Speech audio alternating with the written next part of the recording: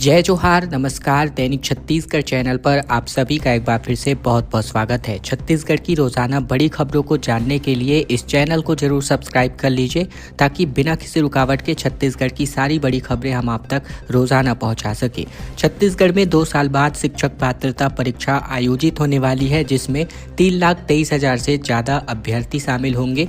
रायपुर से अधिक अभ्यर्थी इस बार बिलासपुर में रजिस्टर्ड हुए हैं। छत्तीसगढ़ के व्यावसायिक परीक्षा मंडल 2 साल बाद शिक्षक भर्ती परीक्षा आयोजित करने जा रहा है। फरवरी माह में ये परीक्षा आयोजित होगी और इसके लिए प्रदेश भर से तकरीबन 3,23,183 आवेदन प्राप्त हुए हैं। सर्वाधिक आवेदन बिलासपुर जिले से प्राप्त हुए हैं, जबकि दूसरे स्थान पर रायपुर है। प्रदेश में प्रथम पाली में 1,18,642 और द्वितीय पाली में 2,04,541 अभ्यर्थी शामिल होंगे।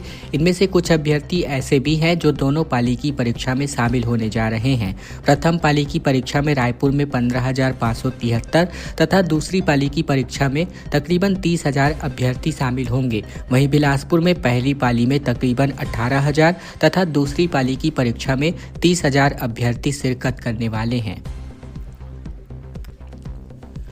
छत्तीसगढ़ के राजनांदगांव में धर्मांतरण का एक बड़ा खेला उजागर हुआ है, जहां डेविड अमेरिका में पढ़ाया करता था। संदिग्ध किताबें, प्रशिक्षण सामग्री और पॉल जैसे कोड इनसे बरामद किए गए हैं। 200 घरों में धर्मांतरण की जोरदार तैयारी कर रखी गई थी। छत्तीसगढ़ के राजनांदगांव जिले में पुलिस ने धर्मांतरण का एक बड़ा नेटवर्क खुलासा होने के बाद अब जांच तेज कर दी है। जिला मुख्यालय से मात्र 9 किलोमीटर की दूर स्थित ग्राम पंचायत धर्मापुर में संचालित आश्रम में नाबालिग बच्चों का धर्म परिवर्तन कराया जा रहा था। ये आश्रम डेविड चाको संचालित कर रहा था। इसकी तकरीबन 200 घरों में धर्मांतरण की तैयारी कर रखी गई थी। इसके अलावा अलग अलग जगहों पर बड़ी संख्या में चर्च खोलने की साजिश भी रखी गई थी।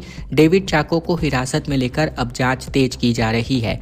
मामला लालबाग थाना क्षेत्र का है। शुरुआती जांच में विदेशी फंडिंग, संदिग्ध प्रशिक्षण मॉड्यूल और पॉल जैसे कोड के नाम से काम करने वाले जमीनी स्तर के कार्यकर्ताओं का एक संगठित नेटवर्क होने का संकेत पाया गया है।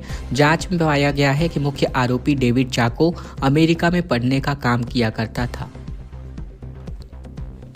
छत्तीसगढ़ में भूमि गाइडलाइन 2025-26 लागू कर दी गई है। सरकार का गांव से शहर तक ऐतिहासिक सुधार देखने को मिल रहा है। पारदर्शी मूल्यांकन से कालाधन और विवाद पूरी तरीके से खत्म किया जा सकता है। छत्तीसगढ़ में मुख्यमंत्री विष्णुदेव साय के नेतृत्व में भूमि प्रशासन के क्षेत्र में एक बड़े और सबसे बड़े व्यापक सुधारों में से एक नियम लागू किया जा रहा है। वर्ष 2025-26 के लिए नई जमीन गाइडलाइन दरें 20 नवंबर 2025 से पूरे राज्य में लागू कर दी गई हैं, जो 7 वर्षों के अंतराल के बाद संशोधित की गई है। इन गाइडलाइन का उद्देश्य भूमि के वास्तविक बाजार मूल्य और सरकारी मूल्य के बीच बन रहे अंतर को समाप्त करना, पंजीयन व्यवस्था को पारदर्शी बनाना और काले धन के लेन देन पर रोक लगाना है। यह सुधार किसानों, आम नागरिकों, निवेशकों और उद्योगों के लिए एक नई संभावनाओं का द्वार खोल रहा है। इसके अलावा बात करें तो छत्तीसगढ़ में जमीन गाइडलाइन दरें वर्ष 2019-20 के बाद पहली बार वर्ष 2025-26 में संशोधित की गई हैं। साय सरकार ने स्पष्ट किया है कि पहले बाजार मूल्य वास्तविकता से काफी अलग हो चुके थे, जिसे भूमि सौदे और पंजीयन में अब समानता बढ़ती जा रही थी। बिजली विभाग की एक बड़ी कार्यवाही निकलकर सामने आ रही है, जहां डोंगरगढ़ छुरिया में बिजली विभाग पूरी तरीके से सख्ती अपनाता नजर आ रहा है। 55 लाख रुपए वसूले गए और 3198 उपभोक्ताओं से ये वसूली की गई और 108 कनेक्शन भी काटे गए। छत्तीसगढ़ के राजनांदगांव जिले के डोंगरगढ़ में Chhattisgarh state power distribution company limited ने बकाया राजस्व वसूली के लिए जीरो टॉलरेंस नीति के अंतर्गत एक महाअभियान चलाया है। इस अभियान के अंतर्गत डोंगरगढ़ और छुरिया संभाग के बिजली बिलों के भुगतान न करने वाले तकरीबन 3198 बकायादारों से 55,06,000 रुपए की वसूली की है। डोंगरगढ़ संभाग के अंतर्गत कार्यपालन अभियंता श्री प्रीतम जैकब ने मार्गदर्शन के अंतर्गत सहायक एवं कनिष्ठ अभियंताओं की विशेष टीमें गठित करी और इस टीमों ने तकरीबन संभाग के 9 प्रमुख वितरण केंद्रों, जिसमें डोंगरगढ़ शहर, डोंगरगढ़ ग्रामीण, बमनी, चारभाटा, इसके अलावा ढारा, मुसराकला, इसके अलावा छुरिया और लाल बहादुर नगर, मुरमुंदा और सड़क चिरचारी जैसे एक साथ सघन जांच अभियान शुरू की गई और तकरीबन इस प्रकार की वसूली को अंजाम दिया गया। छत्तीसगढ़ में 5वीं और 8वीं के वार्षिक परीक्षा का टाइम टेबल जारी किया जा चुका है। बता दें कि लोक शिक्षण संचालनालय ने कक्षा 5वीं और 8वीं की वार्षिक परीक्षा की समय सारणी जारी कर दी है। इस बार की परीक्षाएं बोर्ड पैटर्न में आयोजित की जाएंगी। जारी किए गए एग्जाम शेड्यूल में कक्षा 5वीं के 16 मार्च और कक्षा 8वीं की परीक्षा तकरीबन 17 मार्च से शुरू होने जा रही है। सुबह 9 बजे से दोनों कक्षाओं की परीक्षाएं शुरू होंगी।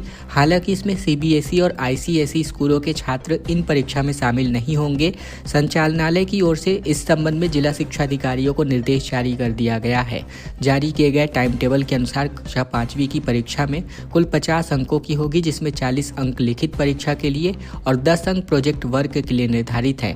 जबकि 8वीं की परीक्षा कुल 100 अंकों की होगी, जिसमें 80 अंक लिखित परीक्षा और 20 अंक प्रोजेक्ट वर्क के शामिल होने वाले हैं। पुलिस भर्ती में एक बड़ी चूक निकलकर सामने आ रही है। खाली रह गए हैं आरक्षकों के 1500 पद। दरअसल छत्तीसगढ़ में आरक्षकों के 6000 पदों की भर्ती प्रक्रिया के दौरान पुलिस की एक भारी चूक से आरक्षकों के तकरीबन 1500 पद खाली रह चुके हैं। इन पदों पर नियुक्तियां नहीं हो सकी हैं। बताया गया है कि विभाग द्वारा जिलों में कॉमन टेस्ट लिए जाने की वजह से ये गड़बड़ी निकलकर सामने आई है। राज्य में पुलिस आरक्षकों के तकरीबन 6000 पदों के लिए पुलिस मुख्यालय द्वारा प्रक्रिया प्रारंभ की गई थी। इस दौरान व्यवस्था ये रखी गई थी कि हर जिले के लिए एक कॉमन कोड जनरेट किया जाएगा। बताते हैं कि गड़बड़ी की शुरुआत यहीं से हुई गई थी। हुआ ये कि एक अभ्यर्थी ने एक साथ 2 से 4 जिलों में भर्ती के लिए आवेदन दे दिए।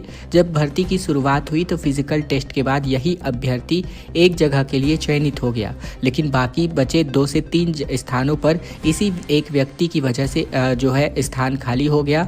और जानकारों की माने तो यही कारण है कि 6000 में से 1500 पदों पर भर्ती नहीं की जा सकी है।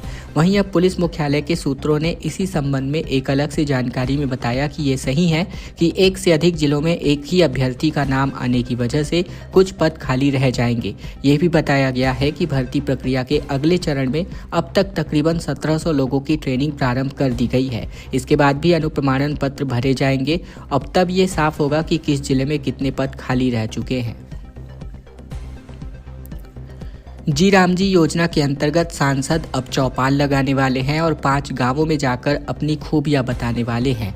विकसित भारत जी राम जी योजना को लेकर भाजपा ने गांव स्तर पर जनसंपर्क अभियान शुरू करने की तैयारी शुरू कर दी है। इसके अंतर्गत प्रदेश से भाजपा के तकरीबन 11 सांसद गांवों में चौपाल लगाकर किसानों, मजदूरों और ग्रामीणों से सीधा संवाद करेंगे। सांसद अपने क्षेत्र के 5 गाँवों में खुद जाकर जी राम जी योजना की खूबियों की जानकारी देंगे। ग्रामीणों की शंकाओं का ऑन द स्पॉट समाधान कर योजना से जुड़े फीडबैक लिए जाएंगे। फिर चौपाल से मिली प्रतिक्रियाओं, सुझावों और समस्याओं की पूरी रिपोर्ट संसद के बजट सत्र से पहले पार्टी मुख्यालय को भेजी जाएगी। फिलहाल चौपाल लगाने के लिए गांवों की सूची तैयार की जा रही है।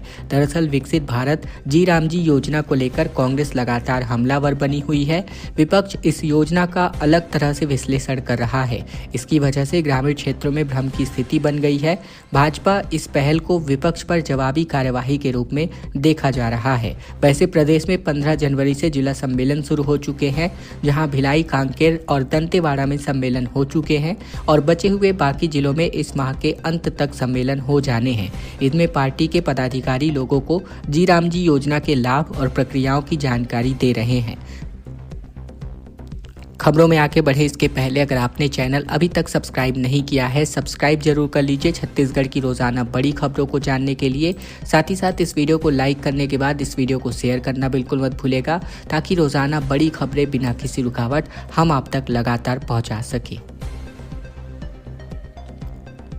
रायपुर में प्रोजेक्ट धड़कन के अंतर्गत 1028 बच्चों की स्क्रीनिंग को अंजाम दिया गया। जिला प्रशासन ने निःशुल्क हृदय जांच आयोजित कराया और बच्चों के अच्छे स्वास्थ्य के लिए यह जांच शिविर आयोजित करी गई थी। मुख्यमंत्री विष्णुदेव साय के निर्देशानुसार जिला प्रशासन रायपुर ने बच्चों के स्वास्थ्य को प्राथमिकता देते हुए संचालित किए जा रहे प्रोजेक्ट धड़कन अभियान को चलाया है, जिसमें जिले के तकरीबन निःशुल्क हृदय जाँच अभियान चलाया जा रहा है। इस योजना का उद्देश्य बच्चों में जन्मजात हृदय रोग की समय समय पर पहचान कर उन्हें बेहतर एवं निःशुल्क उपचार उपलब्ध कराना है।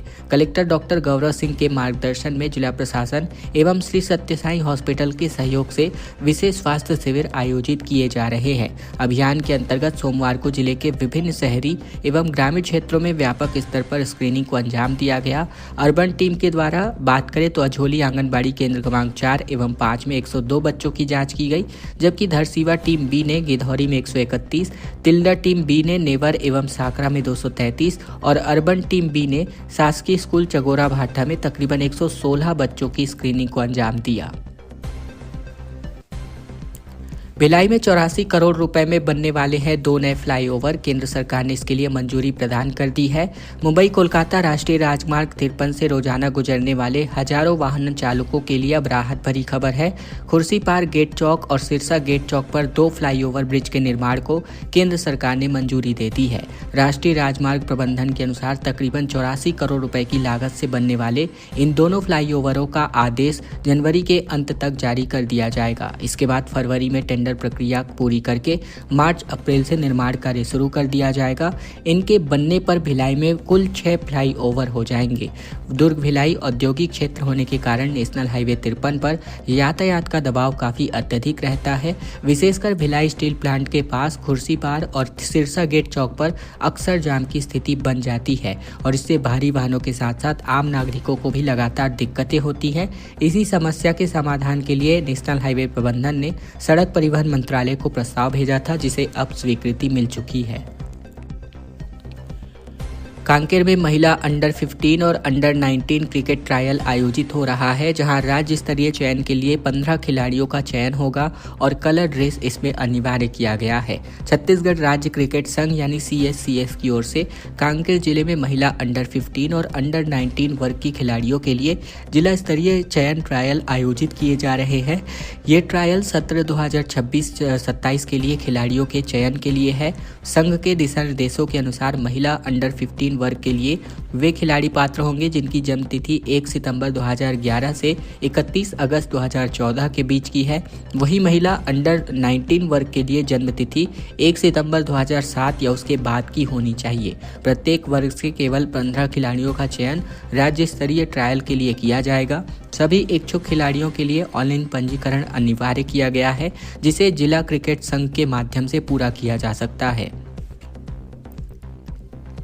छत्तीसगढ़ के रायपुर में दुष्कर्म के आरोपी की दुकान को ढहाया गया। बुजुर्ग ने तकरीबन 5 दिनों तक बच्ची से दुष्कर्म को अंजाम दिया था और अब अवैध निर्माण पर बुलडोजरी कार्यवाही को सरकार ने अंजाम दिया है।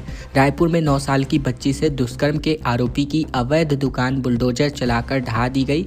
आरोपी अब्दुल सज्जाद अंसारी ने 9 साल की बच्ची से लगातार 5 दिनों तक दुष्कर्म किया था। आरोप है कि उसने बच्ची को चॉकलेट देने के बहाने अपने घर ले गया और लगातार 5 दिनों तक उसके साथ दुष्कर्म किया। मामला सिविल लाइन थाना क्षेत्र का है और इस घटना के सामने आने के बाद पुलिस ने आरोपी को गिरफ्तार कर जेल भेज दिया है।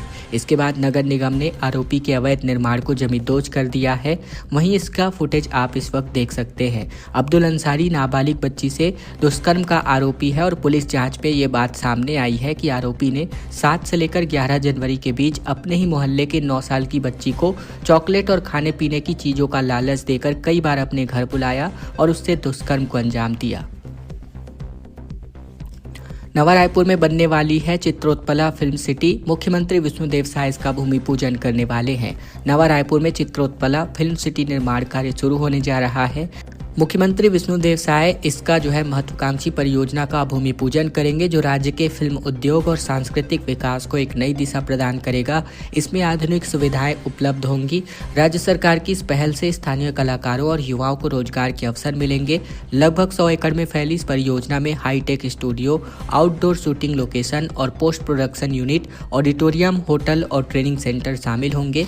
अधिकारियों का कहना है कि यह film city Bollywood, regional cinema और अंतर्राष्ट्रीय प्रोजेक्ट्स को आकर्षित करने वाली है।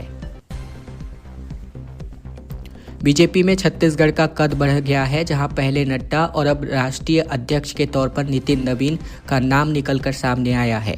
बीजेपी अध्यक्ष की कुर्सी का छत्तीसगढ़ कनेक्शन एक बार फिर से अब साफ दिखाई दे रहा है। पहले जेपी नड्डा और अब छत्तीसगढ़ प्रभारी रहे नितिन नवीन का राष्ट्रीय अध्यक्ष बनना इस बात का संकेत है कि पार्टी की केंद्रीय राजनीति में राज्य की भूमिका लगातार बढ़ती जा रही है। नितिन नवीन के राष्ट्रीय अध्यक्ष बनने के बाद अब छत्तीसगढ़ में संगठन और सियासत दोनों स्तर पर बड़े बदलाव की उम्मीद की जा रही है। यह फैसला केवल दिल्ली की राजनीति तक सीमित नहीं, बल्कि इसका सीधा असर छत्तीसगढ़ की सियासत और संगठनात्मक मजबूती पर भी दिख सकता है। बीजेपी के इतिहास में यह दूसरा मौका है जब छत्तीसगढ़ की जिम्मेदारी संभाल चुके नेता को राष्ट्रीय अध्यक्ष बनाया गया हो। बलौदाबाजार में मरीन ड्राइव की तर्ज पर बना है चौपाटी। विवेकानंद सरोवर का सौंदर्यीकरण भी हो चुका है। बलौदाबाजार में राजधानी रायपुर के मरीन ड्राइव की तर्ज पर चौपाटी की शुरुआत की गई है। राजस्व मंत्री टंकराम वर्मा और तकनीकी शिक्षा मंत्री गुरु खुशवंत साहब ने सोमवार को विधिवत पूजा अर्चना कर इसका लोकार्पण किया और लोकार्पण के साथ ही फीता काटकर चौपाटी को आमजनों के लिए खोल दिया गया। शहर के हृदय स्थल स्वामी विवेकानंद सरोवर के किनारे नगर पालिका परिषद द्वारा इस सुंदर और आकर्षक चौपाटी को विकसित किया गया है। इसी के साथ ही सरोवर का सौंदर्यीकरण और अन्य विकास कार्य भी किए गए हैं। इसके अलावा कार्यक्रम को संबोधित करते हुए मंत्री वर्मा ने कहा कि नगर पालिका परिषद बलौदाबाजार ने सकारात्मक सोच के साथ चौपाटी विकसित की है, जो कि शहर के लिए एक उपलब्धि है। आने वाले 2 दिनों तक रातें और ठंडी होने वाली है और 2 डिग्री तक तापमान में गिरावट देखने को मिल सकता है। छत्तीसगढ़ में लगातार ठंडी हवा पहुंच रही है। छत्तीसगढ़ में आने वाले 2 दिनों तक रातें और ठंडी हो सकती है, जहां न्यूनतम तापमान में 1 से लेकर 2 डिग्री सेल्सियस तक की गिरावट होने की संभावना है। इसके बाद तापमान में 2 से 3 डिग्री तक की बढ़ोतरी दर्ज की जा सकती है। मौसम विभाग के अनुसार प्रदेश में फिलहाल मौसम ड्राई बना रहेगा। फिलहाल 24 घंटे की बात करें तो प्रदेश में सबसे अधिकतम तापमान 32.2 डिग्री सेल्सियस दुर्ग में रिकॉर्ड किया गया, जबकि सबसे कम न्यूनतम तापमान 11.1 डिग्री सेल्सियस अंबिकापुर और जगदलपुर में दर्ज हुआ। मौसम विभाग के मुताबिक उत्तर मध्य भारत में एक्टिव वेस्टर्न डिस्टर्बेंस के कारण छत्तीसगढ़ में ठंडी हवाएं लगातार पहुंच रही हैं। खबरों का सिलसिला बस यही तक का था। वीडियो अगर आपको अच्छा लगा है तो वीडियो को एक छोटा सा लाइक कर दीजिएगा। चैनल पर नए हैं, चैनल जरूर से सब्सक्राइब कर लीजिएगा, ताकि बिना किसी रुकावट के छत्तीसगढ़ की तमाम सारी बड़ी खबरें